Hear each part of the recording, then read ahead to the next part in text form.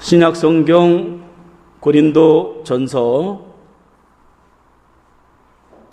4장 14절에서 21절까지 보겠습니다.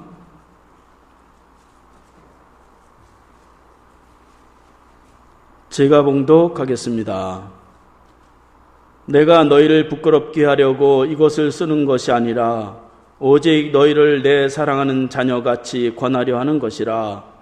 그리스도 안에서 1만 스승이 있으되 아버지는 많지 아니하니 그리스도 예수 안에서 내가 복음으로써 너희를 낳았음이라. 그러므로 내가 너희에게 권하노니 너희는 나를 본받는 자가 되라.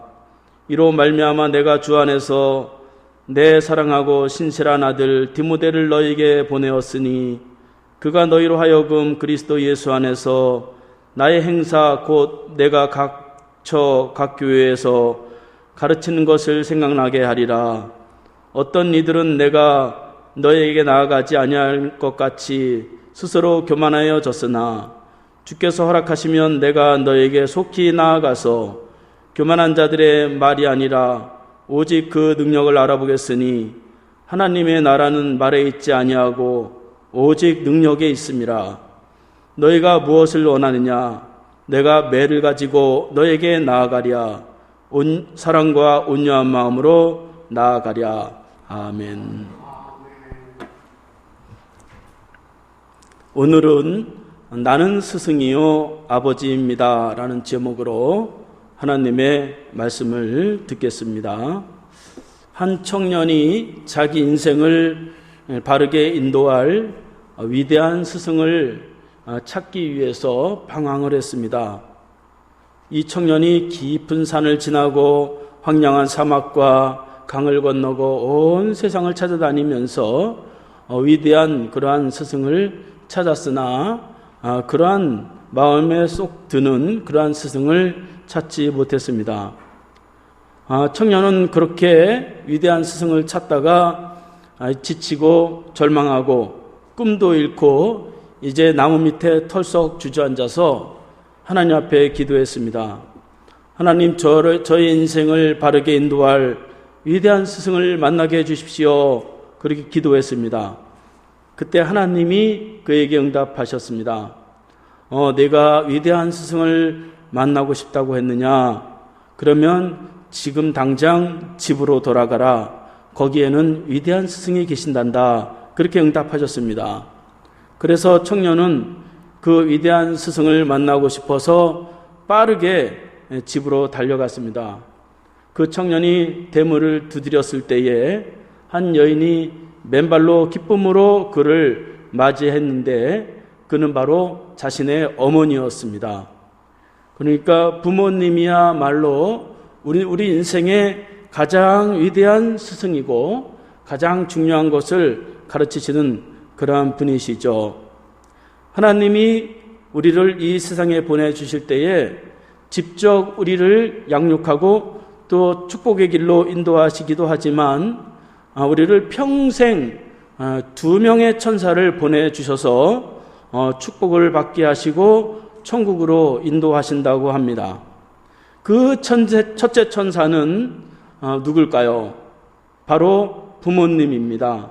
부모님은 평생 우리와 함께 하시고 수호천사와 같이 우리를 지키시고 먹이시고 입히시고 또 걱정하시고 기도하시면서 우리를 하나님의 축복의 사람으로 살아가도록 하시죠.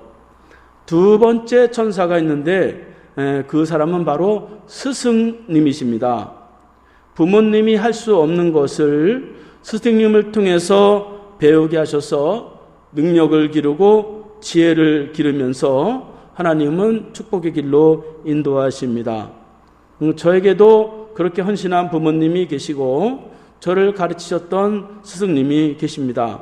우리 모두가 다 그런 부모님과 스승님으로 인해서 이렇게 이 자리에 있게 된 것이죠. 그렇게 우리가 좋은 부모님과 스승님을 통해서 이 자리에 있었다면 이제는 우리가 스승이 될 차례이고 또 좋은 부모가 될 차례가 아닌가 하는 것을 오늘 살펴보려고 합니다. 그래서 오늘은 어떻게 하면 좋은 부모와 좋은 스승이 될 수 있는가 하는 것들을 살펴보려고 합니다. 오늘 본문은 바울이 고린도 교회 성도들을 어떻게 대하였는지에 대해서 기록한 내용입니다. 그러니까 바울은 스승으로서 고린도 교회를 어떻게 가르쳤고 또 영적인 아버지로서 어떻게 그들을 인도했는가 하는 것을 오늘 본문에 나와 있습니다. 오늘 본문을 통해서 좋은 그러한 스승과 부모가 돼서 우리 자녀들을 축복의 길로 인도하고 우리 주변의 많은 사람들을 축복과 구원의 길로 인도할 수 있기를 바랍니다.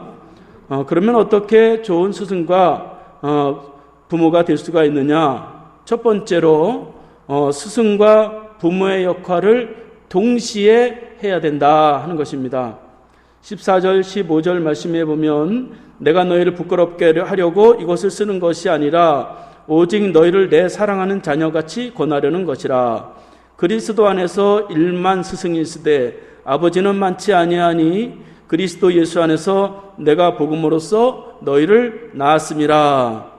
사도 바울은 고린도 교회 성도들을 향해서 내 사랑하는 자녀라고 하면서 영적인 그런 아비라고 그렇게 고백하고 있습니다.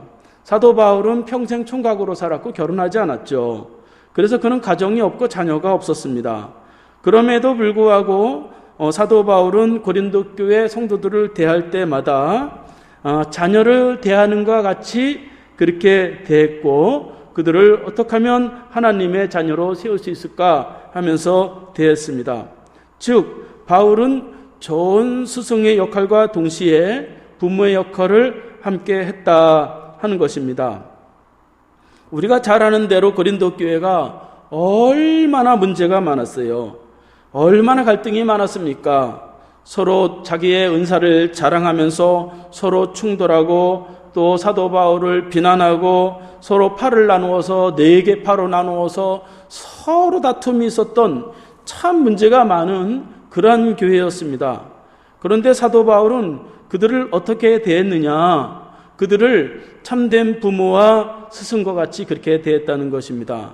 그래서 오늘 말씀에 보면 그들을 대할 때에 너희들을 부끄럽게 하지 않겠다. 그렇게 14절에 말씀하는 것을 볼 수가 있습니다. 단점이 많고 허점이 많이 있는 그러한 고린도 교회 성도들이었지만 사도 바울은 그들을 부끄럽게 하지 않으려고 많이 노력을 했다 하는 것이죠.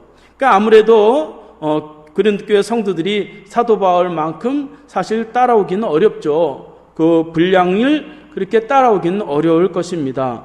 능력 면에서 또는 지식 면에서 체험 면에서 인격적인 면에서 사랑 그런 모습 가운데서도 그렇게 따라오기는 어려울 것입니다. 사도 바울은 그렇게 마음에 들지 않는 그러한 성도라 할지라도 그들을 부끄럽지 않도록 그렇게 대했다고 하는 것입니다. 그러니까 우리가 좋은 스승의 모습은 어떤 모습이냐, 좋은 부모의 모습은 어떤 모습이냐, 그것은 어떻게 하든지 단점이 많음에도 불구하고 자꾸 세워주려고 하는, 자녀를 어떻게든지 세워주려고 하는 그런 모습을 가지고 있어야 된다 하는 것입니다. 그 스승은 오늘날 보면은 선생은 많은데 스승이 없는 그런 시대라고 말을 하고 있어요. 그러니까 많이 가르치는 분들은 많이 있지만 참된 인격과 상대방을 알면서 그 역할을 감당하는 사람은 그리 많지 않다고 하는 것입니다. 그래서 우리가 자녀를 대할 때이든지 주변 사람을 대할 때이든지 영적인 아버지의 마음으로 또 스승의 역할, 그것을 둘 다 감당해야 된다는 것이죠. 너무 아버지의 마음으로 부모의 마음으로 너무 사랑만 강조하고 그러다 보면 이 빗나가게 되죠. 자녀들이 잘못되게 되죠. 그러니까 가르칠 것은 또 가르쳐야 되는 그러한 스승의 역할을 감당해야 된다 하는 것입니다. 원래 그 아버지라고 하는 그러한 말은 원어적으로 아부라고 하는데 그 뜻은 가르치는 자라고 하는 그런 뜻을 가지고 있어요. 그러니까 아버지는 그냥 사랑을 주고 무엇이든지 다 덮어주고 그런 것뿐 아니라 그 자녀가 하나님을 알도록 가르치는 것이죠. 그래서 구약 성경에 보면 다윗은 사울을 향해서 나의 아버지 그렇게 불렀어요. 또 엘리사는 하늘로 승천하는 엘리야를 향해서 나의 아버지여 그렇게 불렀어요. 그러니까 선지자나 왕이나 이런 사람들을 향해서 구약에는 아버지라고 그렇게 불렀습니다. 카톨릭에서는 지금도 신부를 향해서 father 이렇게 부르죠. 그러니까 아버지와 스승은 어떻게 보면 같은 그러한 역할을 하는 사람이라고 볼 수가 있습니다. 그러니까 우리가 동시에 자녀들을 대할 때에도 또 주변 사람을 대할 때에도 이런 스승과 아비의 마음으로 동시에 대해야 된다 하는 것입니다. 그런데 너무 말이죠. 아버지의 말로 오냐 그러다 보면 말이죠. 잘못된단 말이죠. 그래서 가르쳐야 되는데 무엇을 가르쳐야 되느냐? 하나님을 아는 지식과 하나님의 법대로 살아가는 법을 가르쳐야 된다 하는 것입니다. 우리가 자녀들을 가르칠 때도 자꾸 내 생각, 내 판단 이걸 자꾸 가르쳐도 잘 안 먹혀요. 그건 제가 다 저도 자녀를 양육해 봤기 때문에 다 경험한 거예요. 근데 하나님의 말씀대로 하면 하나님이 고치시는 거예요. 사람이 사람을 못 고칩니다. 그건 나도 나를 못 고치는데 어떻게 자녀를 고칠 수가 있겠어요? 그래서 하나님 말씀을 잘 가르치고 보면 하나님이 그들을 축복하시고 가르치시는 그러한 분이십니다. 그래서 이와 같이 저와 여러분들이 나는 하나님 앞에서 스승의 역할도 하고 부모의 역할을 동시에 해야 된다 하는 것을 반드시 기억하고 있어야 된다 하는 것입니다. 두 번째로 좋은 스승과 부모의 역할을 그러면 어떻게 감당을 해야 되느냐? 그것은 그 자녀들에게 또 다른 사람에게 본이 되어야 된다 하는 것입니다. 16절 말씀에 보면 그러므로 내가 너에게 권하노니 너희는 나를 본받는 자가 되라 그렇게 말씀하고 있습니다. 사도 바울은 고린도 교회를 향해서 너희는 나를 본받는 자가 되라고 그렇게 권면을 하고 있습니다. 바울이 나를 본받는 자가 되라고 하는 것은 어떤 인간적인 그러한 모습이나 지식이나 이런 것을 본받으라고 하는 것이 아니라 사실 사도 바울은 굉장히 단점이 많은 그런 사람이죠. 인간적인 허물이 많았어요. 그 친했던 바나바하고 싸워서 갈라지고 또 마가를 잘 사용해다 버리고 가고 또 얼마나 다혈질인지 말이죠. 만나는 사람들마다 말이죠. 다툼이 일어났던 사람이 바로 사도 바울이었어요. 더군다나 그는 말이 어눌해가지고 설교를 잘 못했어요. 또 몸에 병이 얼마나 많고 약한지 그 간질병과 이 안질병으로 인해서 툭 하면 쓰러지는 그런 사람이었어요. 그럼에도 불구하고 그는 자신의 단점이 많이 있음에도 불구하고 오늘 말씀에 보면 나를 본받으라 그렇게 말씀하고 있습니다. 나를 본받으라고 하는 것은 하나님의 축복과 하나님의 구원의 길로 인도하기는 충분하다 하는 것입니다. 인간적인 그러한 모습을 가지고 자꾸 보기보다 영적인 아버지로서 영적인 스승으로서 하나님의 축복으로 인도하기는 전혀 부족함이 없다 하는 것입니다. 그래서 사도 바울은 이렇게 자신을 본받으라고 하는 것은 그 자신이 자기의 모습을 내비치는 것이 아니라 예수 그리스도를 본받는 삶으로 늘 자기를 변화시켰어요. 로마서 15장 5절 말씀에 보면 사도 바울은 예수를 본받아서 자기의 삶을 변화시켰다고 그렇게 고백을 하는 것을 볼 수가 있습니다. 그래서 사도 바울은 이렇게 예수님의 빛, 예수님의 사랑, 예수님의 교훈을 먼저 본인이 다 습득하고 그대로 살아감으로 인해서 나를 본받으라 그렇게 말하는 것을 볼 수가 있습니다. 그러니까 사람을 교육시키는 데 있어서는 누구를 본받느냐 하는 것이 중요한 것이죠. 누가 옆에 있느냐 하는 것이 아주 중요한 것입니다. 그래서 이상적인 모델, 그래서 내가 어떻게 살아갈 줄 모르겠다 그러면 모델을 빨리 선정을 하고 그 사람이 어떤 사람이든지 간에 그런 모델을 선정하고 그 사람이 살아간 대로 살아가면 그 사람 반은 따라갈 수가 있어요. 그러니까 사도 바울은 예수 그리스도를 모델화시켜서 자신의 삶을 이렇게 변화시켜 나갔고, 고린도 교회도 그렇게 그들에게 가르치고 권면했다 하는 것입니다. 그래서 이렇게 우리가 나를 본받으라 하는 것은 나의 단점만 자꾸 생각하며 아이고 나는 본받을 게 없는데, 그럴 필요가 없어요. 우리가 하나님의 자녀로 다 허물이 많고 다 부족한 자이지만 그럼에도 불구하고 하나님의 축복된 자로서 구원받은 백성으로 선택이 되었기 때문에 사도 바울과 같이 담대하게 우리가 하나님 앞에 나를 변화시키고 나아가면 이 하나님 앞에서 이 변화된단 말이죠. 저같이 부족한 사람도 말이죠, 이 청년 때부터 그 많은 친구들을 다 버리고 교회에서 청년 때부터 자라다 보니까 매일 보는 사람들이 교인만 보는 거예요. 청년 때부터. 그러다 보니까 저 같은 사람도 이렇게 바뀌었잖아요. 제가 이렇게 바뀔 수 있는 사람이 아닙니다. 그러면 주변에 누가 있느냐 하는 것이에요. 그래서 주변에 좋은 사람들을 두고 본받는 삶, 그런 삶을 통해서 이제 부모의 역할, 스승의 역할을 잘 감당할 수 있고, 나의 말과 나의 행실과 인격이 예수님을 본받아서 변화된다면 우리의 자녀들도 다 축복의 자녀가 되고 구원받는 자녀가 될 줄로 믿습니다. 세 번째로, 문제가 발생했을 때에는 직접 부딪히지 않았다 하는 것입니다. 17절 18절 말씀에 보면, 이로 말미암아 내가 주 안에서 내 사랑하고 신실한 아들 디모데를 너에게 보내었으니 그가 너희로 하여금 그리스도 예수 안에서 나의 행사 곧 내가 각 교회에서 가르치는 것을 생각나게 하리라, 그렇게 말씀하고 있습니다. 고린도 교회는 그 교회를 설립했던 이 사도 바울의 그 사도권을 인정하지 않고 계속적으로 사도 바울을 비난하고 또 그런 사람들이 있었어요. 그런데 사도 바울은 곧바로 그 고린도 교회를 쫓아가서 그들과 다툼을 일으키지 않았어요. 보통 그렇잖아요. 사람이 내가 잘못이 없고 그러면 바로 쫓아가서 말이죠, 막 따지잖아요. 근데 사도 바울은 그렇게 비방을 받고 사도권을 그렇게 의심을 하는데도 불구하고 그 고린도 교회에 직접 가서 그들과 다툼을 일으키지 않았어요. 사도 바울 성격이 말이죠, 굉장히 다혈질이기 때문에 가면은 그 고린도 교회는 박살이 나는 것입니다. 시끄러워지는 것입니다. 사도 바울은 자기가 자기를 너무 잘 알았어요. 너무 다혈질이었기 때문에 자기가 잘 알고 자기가 직접 가지 않고 오늘 말씀해 보니까 그 대신에 온유한 디모데를 대신 보내노라, 그렇게 말씀하는 것을 볼 수가 있습니다.